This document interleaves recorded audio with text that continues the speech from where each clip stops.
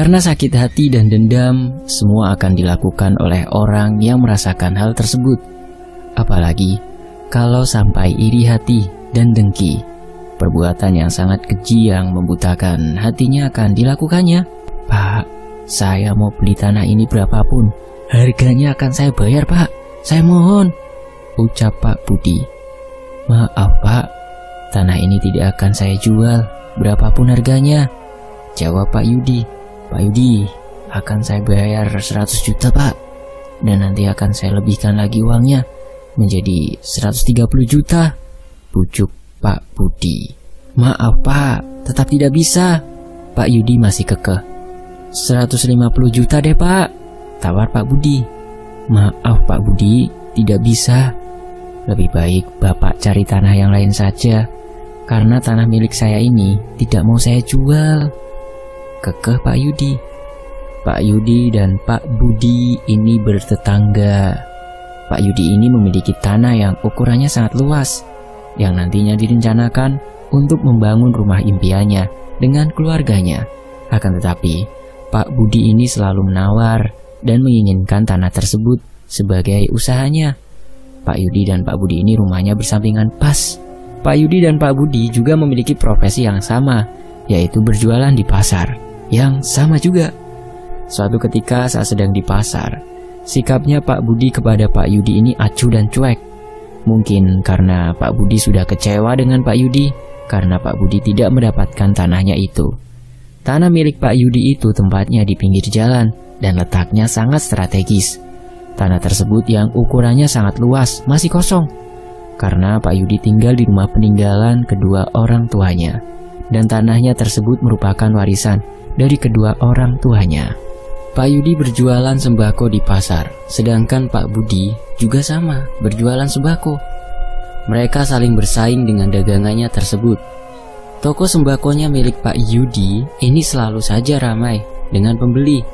Ya, walaupun terkadang juga sepi, maklum, namanya juga berdagang, tidak selamanya akan ramai. Memang Pak Yud dan Pak Bud ini tidak pernah akur. Hanya saja saat mau membeli tanahnya, Pak Yudi saja, dia menjadi bersikap baik dengan Pak Budi. Setiap harinya di toko sembakonya, ia berdampingan biasanya Pak Budi selalu menyindir Pak Yudi dengan kata-kata yang tidak mengenakan hati. Tapi Pak Yudi tidak terlalu memperpanjang masalahnya, karena Pak Yudi tahu kalau Pak Budi ini orangnya keras kepala, maunya menang sendiri, dan apapun akan dia lakukan. Suatu ketika saat tokonya sedang lumayan sepi, belum ada pembeli yang datang, tiba-tiba saja Pak Budi mengatakan kepada Pak Yudi dengan kata-kata yang tidak pernah terfikirkan dalam pikiran Pak Yudi. Ah, sampean pasti menggunakan penglaris ya, makanya rame terus tiap harinya, ucap Pak Budi. Astagfirullah, kalau ngomong jangan asal nuduh Pak, nanti jatuhnya fitnah, jawab Pak Yudi. Lah, emang kenyataannya begitu, sampean dagangannya selalu rame, kalaupun sepi cuma sebentar doang, sampai pelanggan saya semuanya perginya ke toko sampean, ucap Pak Budi. Ya Allah Pak, rezeki sudah ada yang ngatur, gak baik menuduh seperti itu. Kalau memang rezekinya masih rame ya rame, kalau sepi ya sepi, ucap Pak Yudi. Alah, tidak usah banyak alasan Pak, jawab Pak Budi. Sampean ngomong seperti itu, apa jangan-jangan sampean sendiri yang melakukan penglaris? Balas Pak Yudi. Kurang ajar. Sontak perkelahian antara keduanya pun mulai sengit. Sini maju, kalau berani, tantang Pak Budi. Pak Yudi yang juga sudah tersulut emosinya, sontak melayani perkelahian tersebut. Mereka berdua seperti anak kecil yang sedang berkelahi, dan banyak orang yang ada di pasar. Semua mata terpandang kepada keduanya, hingga beberapa bapak-bapak yang ada di pasar tersebut mencoba untuk melerai perkelahian mereka berdua. Stop Pak Budi, stop Pak Yudi, ucap bapak-bapak tersebut. Pak Yudi dan Pak Budi nafasnya masih tidak beraturan karena akibat perkelahian tadi. Kalian ini sudah pada tua, sadar umur Pak, masih seperti anak kecil saja berkelahi. Gak malu apa? Ucap bapak-bapak yang melerai. Dia yang mulai duluan Pak. Pak Budi memfitnah saya kalau saya menggunakan penglaris, kata Pak Yudi. Enak saja, mana ada saya ngomong begitu. Sudah, kok malah tambah adu mulut lagi?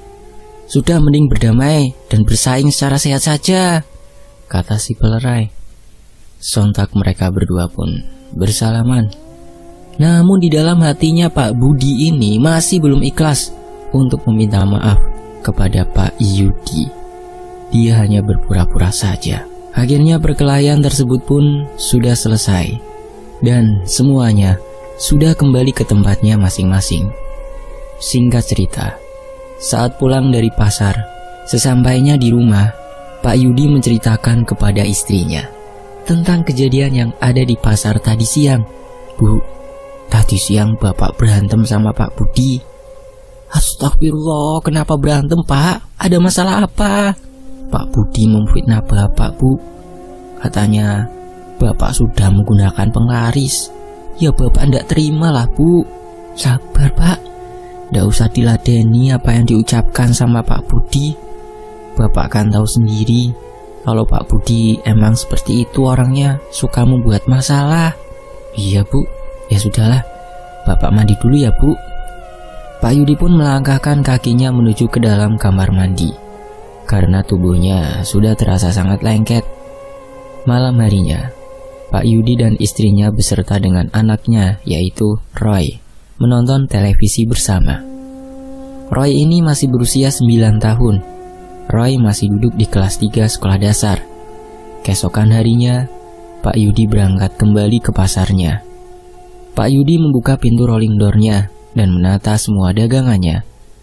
Lalu berjualan sendirian di pasar karena Bu Rina sibuk beres-beres di rumah. Kadang juga Bu Rina datang ke toko sembakonya suaminya kalau semua pekerjaan rumah sudah selesai. Pagi itu Pak Yudi datang lebih awal, sedangkan toko sembakonya Pak Budi terlihat masih tutup. Para pedagang yang lain juga masih belum datang. Saat Pak Yudi sedang membuka pintu rolling door-nya, tiba-tiba ada sesuatu yang jatuh di atap toko sembakonya Pak Yudi. Suaranya terdengar seperti batu kerikil yang jatuh. Pak Yudi tidak terlalu menghiraukan akan hal itu. Singkat cerita, siang itu tokonya Pak Yudi sangat ramai sekali dengan pembeli yang berdatangan, hingga Pak Yudi kewalahan untuk melayaninya sendirian.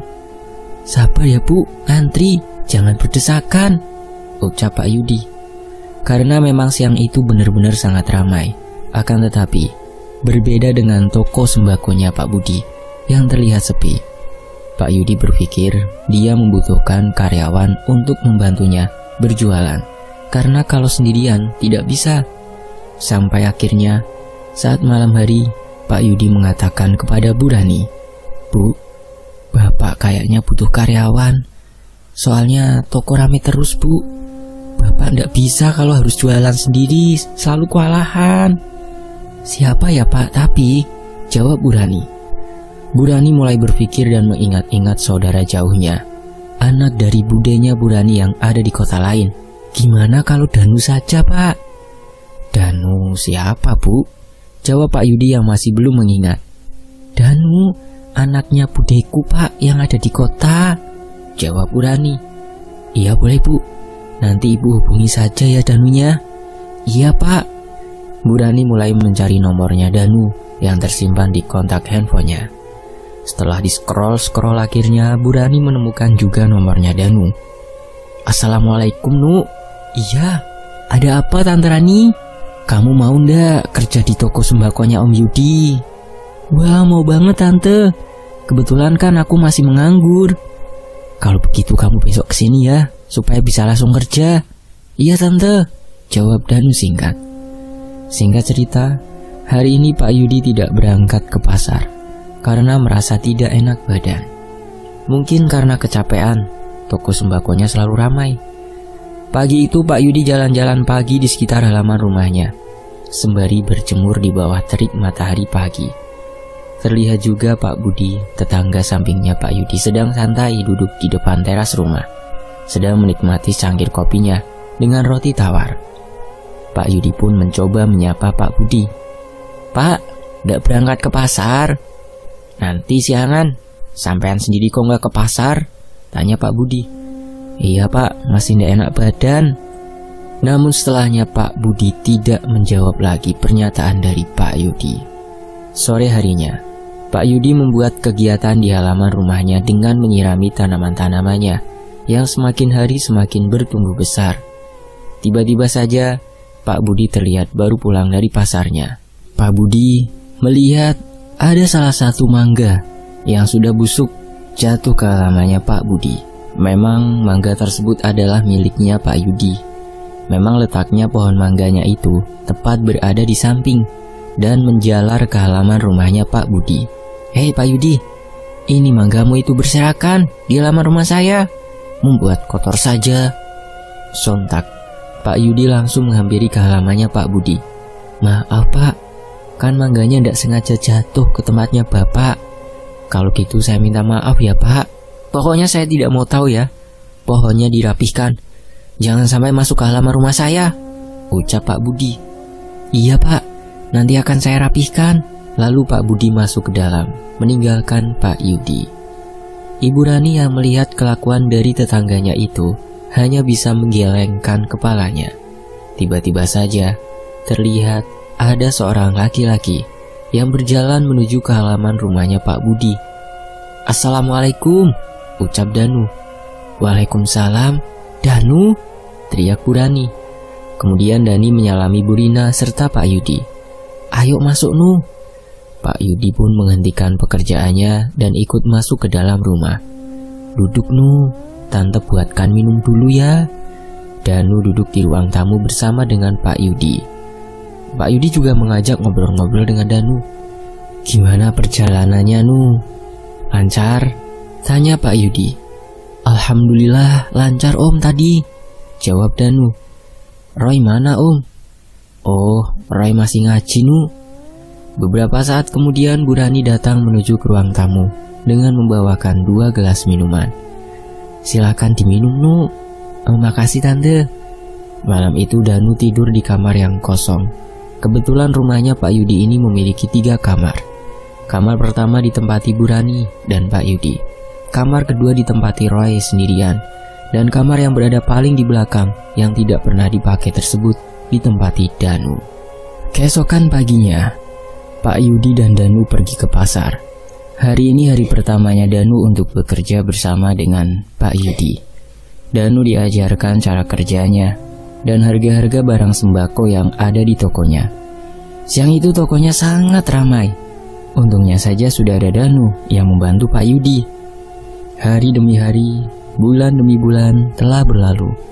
Pak Yudi perlahan-lahan mengumpulkan uangnya untuk membangun rumah impiannya di tanah yang selalu ditawar oleh Pak Budi.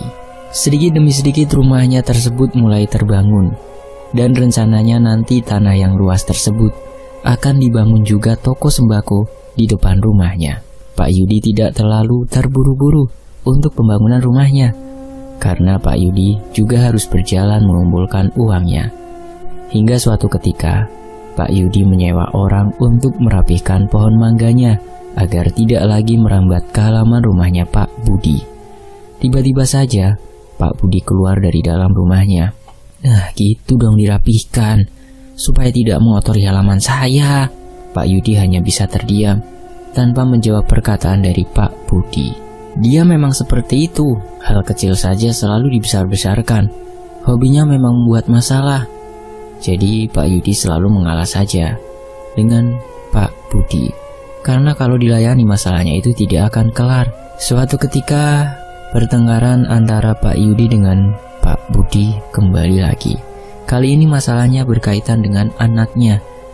Anaknya Pak Budi ini sebaya dengan anaknya Pak Yudi. Umurnya juga sama. Anaknya Mas Budi ini sekolahnya sekelas dengan Roy. Pada saat itu Mas Budi mengatakan kepada Pak Yudi, "Anakmu itu tolong diajari ya, supaya jangan nakal sama anak saya," ucap Mas Budi. "Nakal gimana Pak? Setahu saya anak saya ini sangat baik." "Alah, tanya aja sama anakmu sendiri." Malam harinya, Yudi menanyakan kepada anaknya, yaitu Roy, "Nak, kamu nakal ya sama Kyo?" "Enggak kok Pak." "Kamu jawab saja jujur Roy," kata Mas Budi, "kalau Kyo dinakali sama kamu." "Enggak Pak, kemarin itu Kyo yang pertama kali nakal sama aku. terus dia jatuh sendiri karena kesandung. Tapi kok malah nuduh aku kalau aku yang dorong dia. Ya sudah, kalau begitu lebih baik nanti kamu meminta maaf saja ya sama Gio. Tapi kan Roy nggak salah, Pak. Meskipun kamu nggak salah, lebih baik kamu meminta maaf, Roy. Iya, Pak. Keesokan paginya, Roy diajak ke rumahnya Gio untuk meminta maaf. Disaksikan juga dengan Mas Budi beserta istrinya. Roy diantarkan oleh Pak Budi dan Bu Rani. Assalamualaikum. Waalaikumsalam, masuk. Gimana? Sudah diajari anakmu itu untuk tidak nakal lagi? Tanya Mas Budi. Maaf, Pak. Anak saya ini tidak nakal. Dia juga tidak mendorong Gio. Gionya yang jatuh sendiri, tapi malah nuduh Roy. Alah, sampean ndak usah membela anak sendirilah, kata Mas Budi. Saya tidak membela, Mas. Ini kata anak saya sendiri, karena saya percaya dengan Roy. Saya tahu betul Roy, dia anaknya baik, dan tidak akan mungkin melakukan hal itu. Sudah Roy, kamu sekarang meminta maaf saja sama Gio. Akhirnya Roy pun meminta maaf kepada Gio, meskipun Gio terlihat angkuh. Gio, aku minta maaf ya kalau aku ada salah sama kamu. Akan tetapi, Gio tidak menjawab sekali permintaan maaf dari Roy. Yang penting Roy sudah meminta maaf, dan mereka pun kembali pulang dari rumahnya Pak Budi. Singkat cerita, saat Danu sedang membersihkan toko sembakonya, dia melihat ada gumpalan tanah di pojok depan toko sembakonya Pak Budi. Gumpalan tanah. Namun Danu tidak terlalu menghiraukan hal itu. Danu pikir mungkin itu gumpalan tanah akibat hujan kemarin. Jadi Danu tidak menghiraukan hal itu. Siang itu tiba-tiba saja toko sembakonya Pak Yudi ini menjadi sepi seketika. Sedangkan tokonya Mas Budi menjadi ramai. Bahkan para pelanggannya Pak Yudi semuanya berdatangan ke toko sembakonya Mas Budi. Hari itu Pak Yudi pikir mungkin masih rezekinya Mas Budi, toko sembakonya ramai. Akhirnya Pak Yudi dan Danu hanya bisa duduk santai, menunggu orang beli sembari mereka bercengkrama. Om, kok tumben ya tokonya sepi? Padahal kan biasanya rame, ucap Danu. Ya ndak apa-apa Nu, namanya juga berdagang, pasti ada pasang dan surutnya. Jadi kita harus tetap sabar. Iya Om. Setelah menunggu sekian lama, akhirnya ada satu ibu-ibu yang datang mau membeli beras ke toko sembakonya Pak Yudi. Silakan Bu, mau beli apa? Tanya Pak Yudi dengan senyum ramah. Berasnya 5 kilo Pak, jawabnya. Oh ya bentar ya Bu, saya siapkan dulu. Namun saat Pak Yudi akan mengambil beras yang ada di karung untuk ditimbangnya, Pak Yudi melihat kalau berasnya itu bergerak-gerak dengan sendirinya, seperti ada hewan di dalamnya. Saat Pak Yudi lihat, betapa terkejutnya Pak Yudi. Di dalam berasnya itu banyak sekali ulat-ulat yang berwarna putih, dan warnanya sama dengan berasnya, sehingga Pak Yudi tidak bisa membedakan berasnya. Karena penasaran, ibu pembeli itu menanyakan kepada Pak Yudi. Kenapa Pak? Kok lama? Tanyanya. Sontak ibu pembeli itu menengok ke arah berasnya. Ih, jorok banget sih Pak, masa berasnya banyak uletnya? Kalau gitu nggak jadi deh Pak. Bentar Bu, saya coba buka karung beras yang lainnya ya Bu, kata Pak Yudi. Ya sudah. Pak Yudi mencoba membuka karung beras yang lain. Akan tetapi, saat karung berasnya itu dibuka, betapa terkejutnya Pak Yudi. Semuanya ada uletnya juga. Ibu pembeli yang melihat itu akhirnya mengurungkan niatnya untuk membeli beras di toko sembakonya Pak Yudi. Sudahlah Pak, saya tidak jadi beli. Saya beli di toko lain saja, ucap ibu tersebut. Sementara Pak Yudi dan Danu mencoba untuk mengecek semua beras dan barang-barang yang lain. Coba Nu, tolong dicek semuanya ya. Saat semua barang-barang yang ada di dalam toko sembakonya dicek, Danu berteriak memanggil kepada Pak Yudi. Om, ini Om lihat. Ada apa Nu? Kemudian Danu memperlihatkan sabun-sabun mandi yang dijualnya itu. Saat dipegang, tiba-tiba saja sabun mandi tersebut bentuknya sangat lembek sekali. Kok bisa gini ya Nu? Iya Om, aneh. Sedangkan ibu pembeli yang tadi datang ke toko sembakonya Pak Yudi itu pergi ke toko sembakonya Mas Budi. Di sana sangat ramai. Dan ibu tersebut mengatakan kepada seluruh pembeli yang ada di toko sembakonya Mas Budi, Ibu-ibu, di toko sembako sebelah berasnya menjijikan sekali. Menjijikan kenapa, Bu? Tanya Mas Budi. Masa di dalam berasnya banyak sekali ulatnya? Ucapnya. Sontak semua ibu-ibu saling menggunjing membicarakan toko sembakonya Pak Yudi. Kalau begitu saya tidak mau beli di toko sembakonya Pak Yudi lagi lah. Lebih baik belanja di sini, ucap salah satunya. Sementara Mas Budi tersenyum puas mendengar apa yang dibicarakan oleh ibu-ibu pembeli. Singkat cerita, toko sembakonya Pak Yudi semakin hari semakin sepi. Bahkan tidak ada orang yang datang sama sekali ke toko sembakonya. Pak Yudi juga komplain kepada produsen pengirim barang-barang ke tokonya Pak Yudi. Namun kata produsen tersebut, barang-barang yang ada di tempatnya itu kualitasnya masih sama bagus. Bahkan yang dikirim di tokonya Pak Budi juga masih bagus. Pak Yudi pun sangat bingung dengan apa yang menimpanya saat ini. Pak Yudi masih tetap berpikir positif kalau semua yang terjadi saat ini dengannya itu memang ujiannya. Semenjak toko sembakonya Pak Yudi ini sepi, Pak Yudi akhirnya memberhentikan pembangunan rumahnya dulu. Karena kalau dilanjutkan, Pak Yudi pusing untuk membayar para tukangnya. Apalagi tokonya sepi, tidak ada pemasukan, malah sudah diambang kebangkrutan. Sedangkan Pak Budi ini semakin sukses karena toko sembakonya selalu ramai setiap harinya. Saat itu juga di depan tokonya Pak Yudi, Mas Budi menghampiri Pak Yudi. Ada apa, Pak? Tanya Pak Yudi. Saya mau ngomong sama sampean. Ngomong apa ya, Pak? Jadi gini, Pak, pembangunan rumah Bapak kan diberhentikan. Bagaimana kalau saya beli saja tanah sekaliannya? Dengan rumahnya saya bayar 2 kali lipat deh, Pak, rayu Mas Budi. Akhirnya Pak Yudi mulai berpikir dan entah apa yang merasuki pikirannya. Pak Yudi sempat berpikir akan menjual tanah dan rumahnya karena Pak Yudi sudah diambang kebangkrutan dan bingung harus mencari modal dari mana lagi. Akan tetapi Pak Yudi tidak langsung menjualnya. Nanti ya Mas, saya bicarakan dulu sama istri saya. Ya sudah Pak, nanti saya tunggu jawabannya besok ya. Sore itu pun Pak Yudi dan Danu pulang lebih awal karena toko sembakonya Pak Yudi sepi. Sesampainya di rumah, Pak Yudi berbicara empat mata dengan Bu Rani.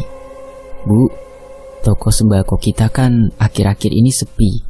Dan Bapak juga sudah tidak ada modal lagi untuk membeli barang-barang yang lain. Ya terus kenapa Pak? Bagaimana kalau tanah dan rumah yang belum jadi itu kita jual saja Bu? Pak, itu kan tanah dari warisan kedua orang tuanya Bapak. Masa Bapak mau jual? Apalagi kan Bapak sudah mengimpikan rumah yang sudah dibangun itu. Iya sih Bu, tapi kan kalau gini terus kita bisa bangkrut, gak ada modal lagi. Bapak sabar saja, selalu berdoa. Saran Ibu jangan pernah dijual Pak. Memangnya siapa yang mau beli tanah sama rumah itu Pak? Imbuh Bu Rani. Biasa Bu, Mas Budi sejak dulu selalu saja menawar tanah itu Bu. Nggak tahu alasannya apa. Singkat cerita, keesokan harinya saat di pasar, Mas Budi datang kembali ke toko sembakonya Pak Yudi. Gimana Pak? Apa tanahnya bisa langsung saya bayar? Maaf Mas Budi, saya tidak akan pernah jual tanah itu sampai kapanpun. Sombong banget. Sudah tidak punya uang saja menolak tanahnya dibeli dengan harga yang tinggi. Mas Budi melenggangkan kakinya, pergi dari toko sembakonya Pak Yudi. Sedangkan Pak Yudi hanya bisa menggelengkan kepalanya sembari mengelus dadanya. Astagfirullah. Tokonya Pak Yudi hari itu lagi-lagi sepi. Tidak ada pembeli yang datang sama sekali ke tokonya. Anehnya semua barang-barang sembako yang ada di dalam tokonya itu semuanya menjadi rusak, seperti ada tikus yang menggigit plastik-plastik serta kardusnya. Padahal saat seisi toko sembakonya dicek, tidak ada tikus sama sekali di dalam toko sembakonya. Akhirnya Pak Yudi terpaksa harus menutup toko karena Pak Yudi sudah bingung. Tidak ada modal untuk belanja barang-barang. Setiap Pak Yudi belanja selalu saja sehari setelah barang itu datang, rusak, banyak ulat, dan juga sabunnya menjadi lembek. Apalagi sekarang tidak ada pembeli yang datang, malah membuat Pak Yudi rugi dan bangkrut. Sehari setelah tutup tokonya, tiba-tiba saja Pak Yudi jatuh sakit. Pak Yudi demam tinggi sampai tubuhnya menggigil. Akhirnya Bu Rani pun membawa Pak Yudi ke rumah sakit untuk diperiksa. Bu Rani terpaksa harus meminjam uang kepada tetangganya untuk berobat Pak Yudi. Namun saat diperiksa oleh dokter, kata dokter tersebut, Pak Yudi hanya kecapean saja. Akhirnya dokter pun memberikan resep obatnya. Malam harinya, Danu tidur di depan ruang tamu. Karena malam itu hawanya sangat panas sekali. Jadi Danu tidur di ruang tamu yang sedikit ada angin masuk dari ventilasi udara. Sekitar pukul 12 malam, tiba-tiba Danu mendengar ada suara yang mengetuk pintu. Namun suara ketukan pintu itu tidak seperti biasanya. Ketukannya itu sebanyak 3 kali namun terjeda. Duk, duk, duk. Danu yang mendengar ketukan pintu itu langsung terbangun untuk membukakan pintunya. Namun saat Danu membuka pintunya, di depan ternyata tidak ada siapa-siapa. Danu pun menutup kembali pintunya dan kembali tidur di kursi ruang tamu. Tiba-tiba terdengar lagi suara ketukan pintu dari luar. Kali ini ketukannya cepat. Duk, duk, duk, duk. Danu terbangun kembali untuk membukakan pintunya. Saat Danu membuka pintunya, di depan tidak ada siapa-siapa lagi di sana. Akhirnya Danu menutup lagi pintunya dan kembali tidur. Tubuhnya Danu terbaring miring menghadap ke kanan. Namun saat Danu memiringkan tubuhnya ke kanan, betapa terkejutnya Danu. Dia melihat ada sosok pocong di sampingnya.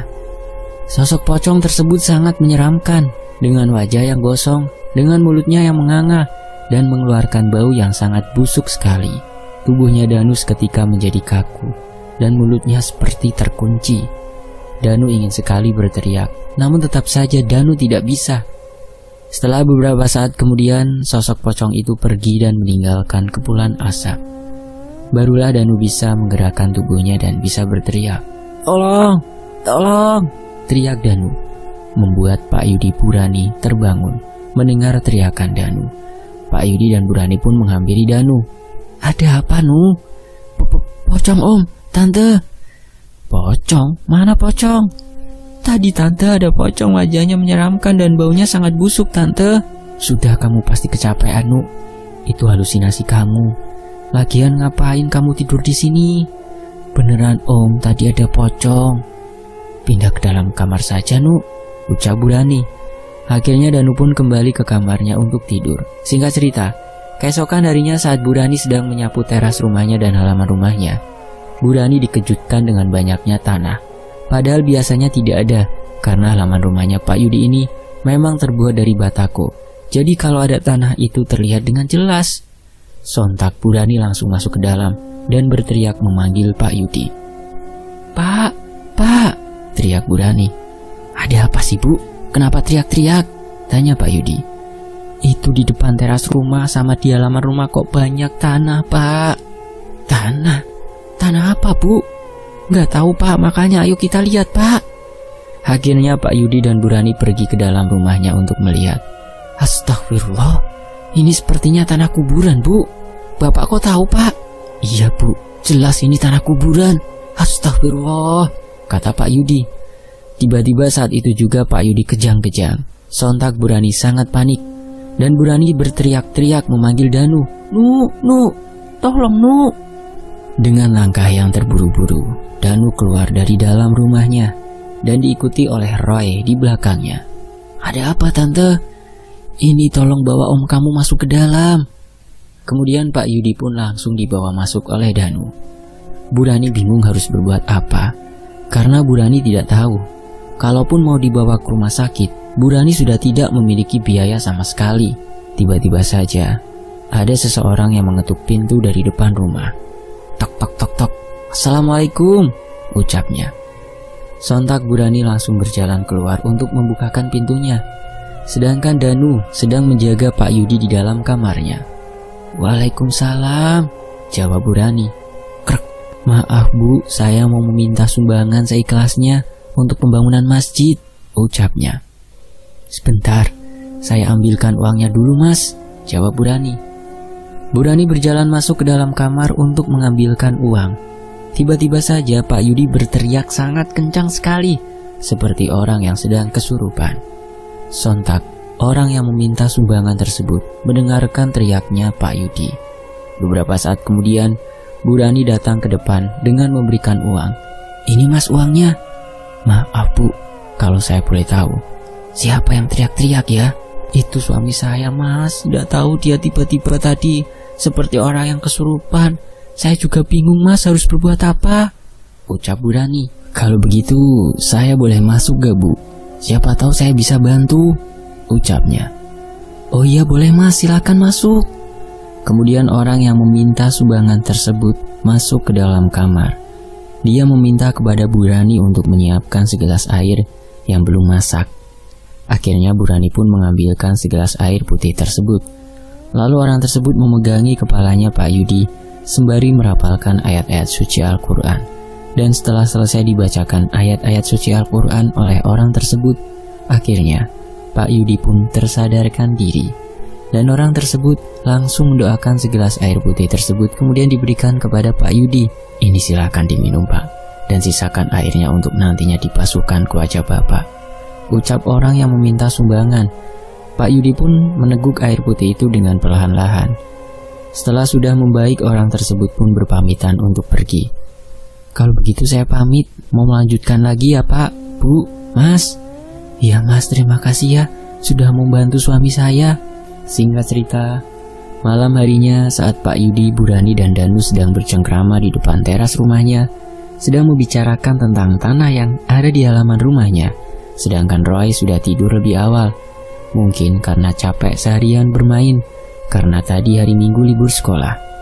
Saat asik-asiknya ngobrol, tiba-tiba sayup-sayup terdengar suara ledakan dari dalam kamarnya Roy, dan disertai dengan suara tangisannya Roy yang kencang. Duar! Sontak semua yang ada di depan teras rumahnya itu langsung lari masuk ke dalam rumah untuk melihat apa yang sebenarnya terjadi. Saat masuk ke dalam kamarnya, Roy terlihat sedang duduk di atas kasur di pojokan dengan memeluk bantal gulingnya. Kamu kenapa, Nak?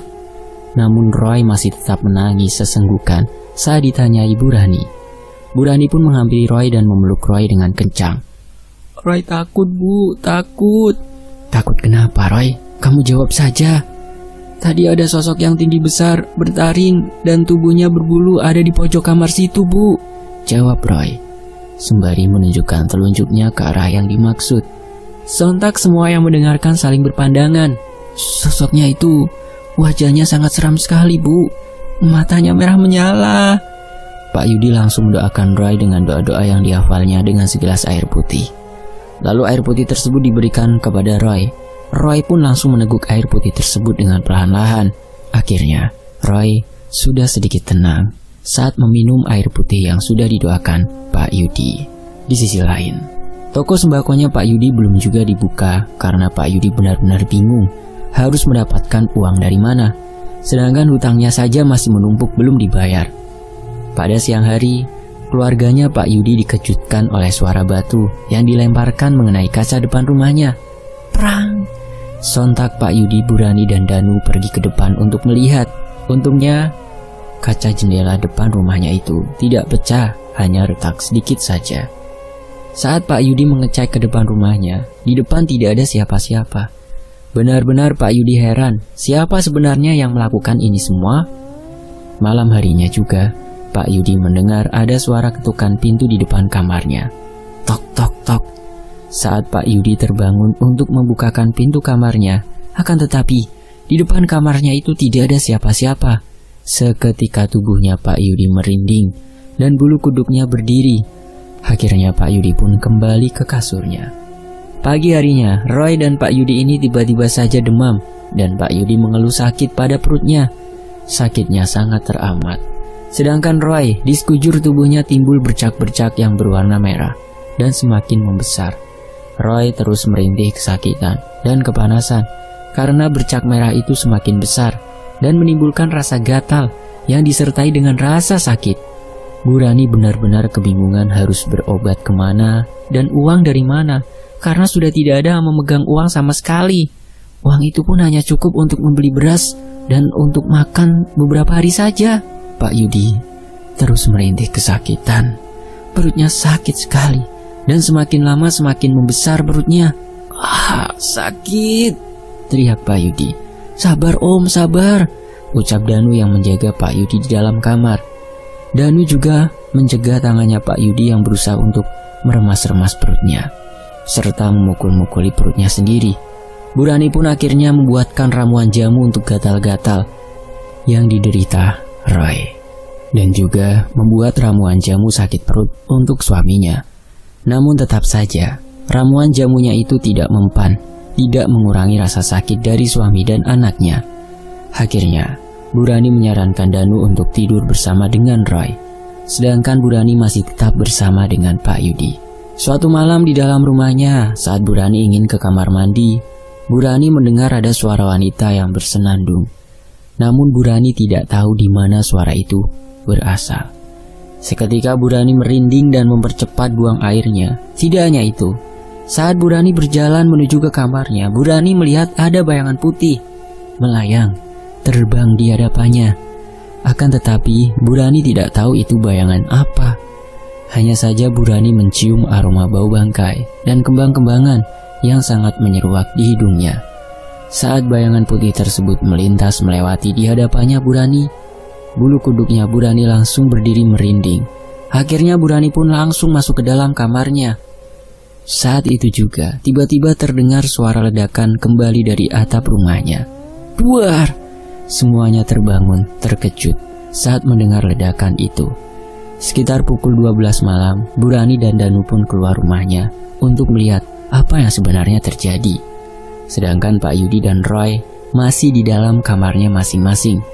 Karena Pak Yudi dan Roy sedang tidak enak badan, jadi tidak memungkinkan untuk ikut ke depan. Saat melihat ke arah luar, terlihat para tetangganya tidak ada yang keluar sama sekali.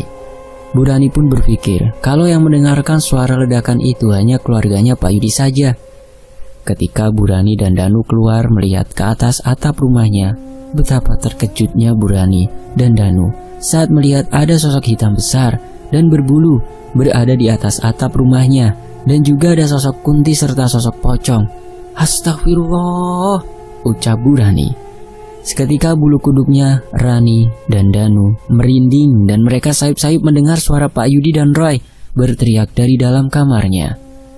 Bu Rani dan Danu yang saat itu tubuhnya terbujur kaku ketika melihat sosok menyeramkan langsung bergegas berlari masuk ke dalam rumahnya. Saat Bu Rani dan Danu masuk ke dalam kamarnya, Pak Yudi, Bu Rani sangat terkejut. Astagfirullah, ya Allah Pak. Bu Rani melihat kalau perutnya Pak Yudi itu semakin membesar, seperti akan meledak, sehingga urat-uratnya terlihat. Sedangkan Danu yang melihat ke arah kamarnya Roy, Danu berteriak memanggil Bu Rani. Tante, tante. Bu Rani pun akhirnya melihat ke arah kamarnya Roy. Dan betapa terkejutnya Bu Rani saat melihat sekujur tubuhnya Roy bercak merahnya semakin besar dan keluar nanah. Roy terus merintih kesakitan dan kepanasan pada sekujur tubuhnya. Panas Bu, panas, sakit Bu. Bu Rani pun panik dan bingung harus berbuat apa, karena Bu Rani tidak sanggup jika harus berobat ke rumah sakit, apalagi masih dalam kondisi tengah malam. Seketika Roy teriak ketakutan seperti melihat sesuatu. Bu, Roy takut Bu, teriak Roy. Nuh, tolong ya, kamu jaga Om saja sana biar Roy sama Tante. Lalu Danu pun mengikuti apa yang sudah dikatakan oleh Bu Rani. Dan Bu Rani memeluk Roy, mencoba menenangkan. Tanpa rasa jijik, Bu Rani memeluk tubuh Roy yang sekujur tubuhnya keluar nanah. Bu, Roy gak mau dibawa sosok itu Bu. Kamu lihat apa nak? Ada sosok yang waktu itu Roy lihat Bu, di pojok situ, jawab Roy sembari menunjuk ke arah pojok kamar. Roy membenamkan kepalanya pada tubuhnya Bu Rani. Sudah ndak ada Roy, kamu jangan takut ya. Seketika Roy mengintip sedikit demi sedikit untuk melihat keberadaan sosok genderuwo itu.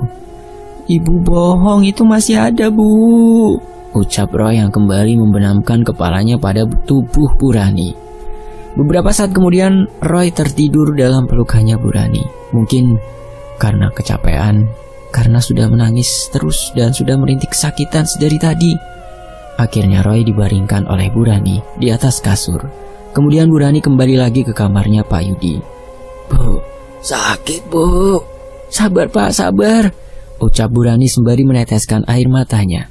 Sedangkan Danu mencoba untuk memegangi kedua tangannya Pak Yudi yang sedari tadi selalu memukul-mukul perut. Ah, sakit. Sementara Bu Rani pergi ke dapur untuk mencari obat untuk meredakan sakit perutnya Pak Yudi. Sesampainya di dapur, Bu Rani melihat ada jahe. Akhirnya Bu Rani pun membuatkan wedang jahe untuk Pak Yudi. Setelah selesai membuat wedang jahe, Bu Rani kembali lagi ke kamarnya Pak Yudi. Karena Pak Yudi tidak bisa bangun akibat perutnya membesar, akhirnya Bu Rani menyuapi Pak Yudi wedang jahe dengan menggunakan sendok perlahan-lahan. "Gimana Pak? Sudah mendingan?" "Mending Bu, cuma panas saja perutnya." Malam itu Bu Rani dan Danu tidak tidur karena untuk berjaga-jaga. Memang juga malam itu Bu Rani dan Danu tidak bisa tidur kembali. Sedangkan Pak Yudi sudah mulai memejamkan matanya dan tertidur. Singkat cerita, keesokan harinya Pak Yudi kembali merintih kesakitan pada perutnya. Dan kali ini Pak Yudi juga merasakan sakit yang teramat pada kepalanya. Sedangkan Roy, tubuhnya terasa kaku dan tidak bisa digerakkan.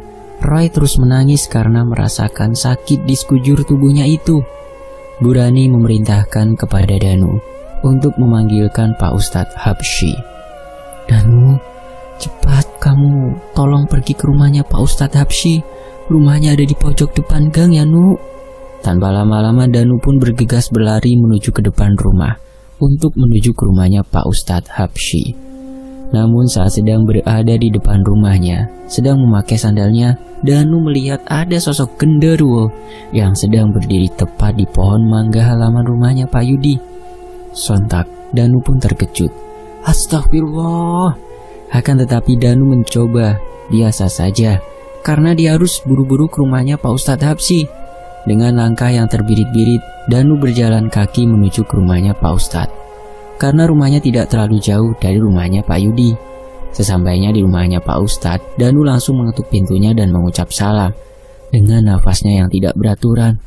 "Tok tok, Assalamualaikum Pak Ustadz." "Waalaikumsalam," sahutan salam dari belakang pintu.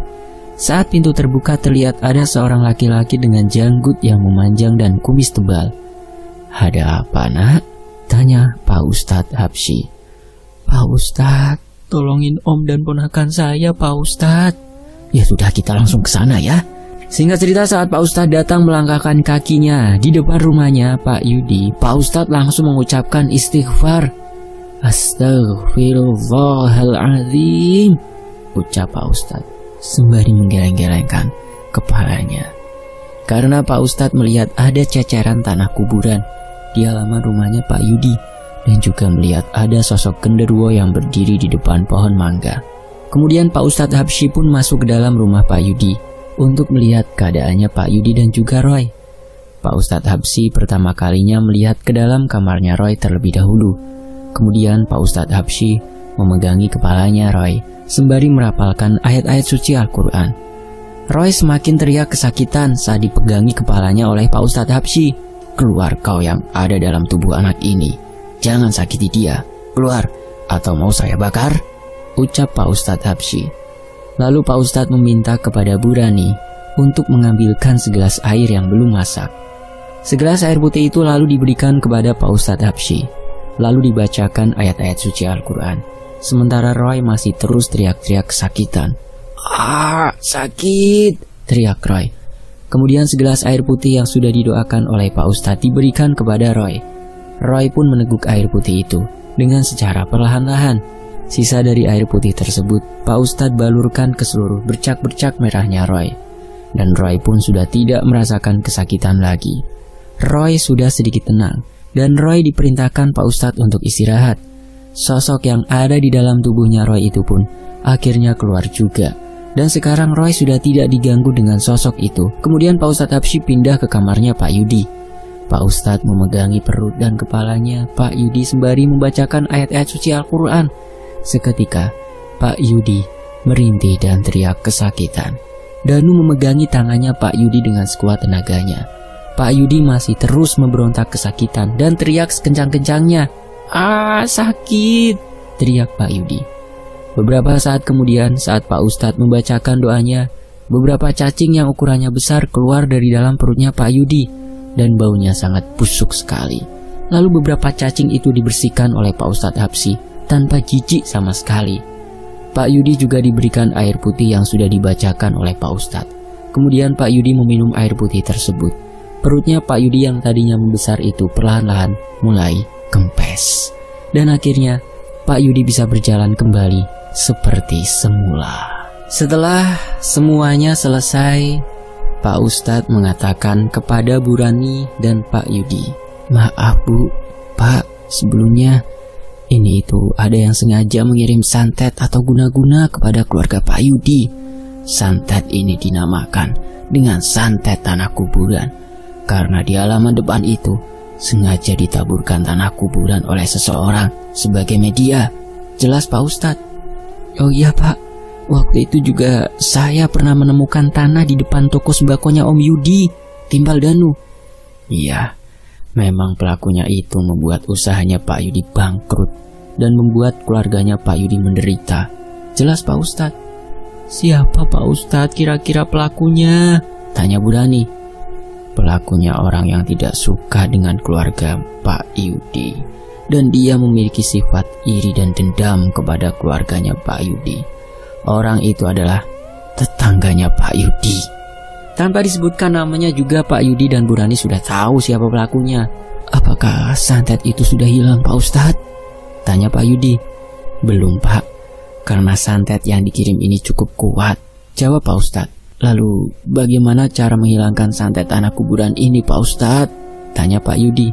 "Yang pertama, Bapak dan Ibu mengambil wudhu dan lakukan sholat hajat sebanyak 2 rakaat. Waktunya tengah malam ya, sebelum subuh sekitar pukul 3 pagi, jawab Pak Ustadz. "Lalu bagaimana lagi Pak Ustadz?" "Setelah itu, sediakan garam krosok atau garam koros segenggam saja. Kemudian masukkan garam tersebut ke dalam ember yang sudah diisi air. Setelah diaduk, celupkanlah telunjuk tangan kanan ke dalam ember yang sudah dicampur air dan garam tersebut. Pastikan melakukannya dalam keadaan menghadap kiblat sambil membaca ayat-ayat Al-Fatihah, Al-Baqarah ayat 1-4, Al-Baqarah ayat 163, Al-Baqarah ayat 255, Al-Baqarah ayat 284-286, Ali Imran ayat 18, Al-Mu'minun ayat 116, Surah Al-Jin ayat 3, As-Saffat ayat 1-10, Al-Hasyr ayat 22-24, kemudian Al-Ikhlas 3 kali, Al-Falaq 3 kali, An-Nas 3 kali. Sambil membaca ayat-ayat itu, putarkanlah telunjuk tangan kanan searah jarum jam. Kalau semuanya sudah selesai, selanjutnya air garam tersebut cipratkan pada seluruh sekeliling rumah Bapak dan juga di toko Bapak. Lakukan cara itu selama 7 hari tanpa henti ya Pak, jelas Pak Ustadz Habsyi. Setelah mengerti apa yang dijelaskan Pak Ustadz, singkat cerita, Pak Yudi dan Bu Rani pun sudah melakukan yang diperintahkan Pak Ustadz. Dan sekarang alhamdulillah Masya Allah, keluarganya Pak Yudi sudah membaik seperti semula. Toko sembakonya pun sudah dibuka kembali dan ramai pembeli. Pak Yudi sudah bisa melanjutkan pembangunan rumahnya. Sedangkan Mas Budi, tetangganya itu kabarnya sedang menderita sakit parah. Karena iri dan dendam, karena tanah yang diinginkan Mas Budi, akhirnya Mas Budi mengirimkan santet kepada keluarganya Pak Yudi. Dan juga karena Roy yang diduga Mas Budi nakal kepada anaknya Kio, akibatnya Roy juga yang kena imbasnya.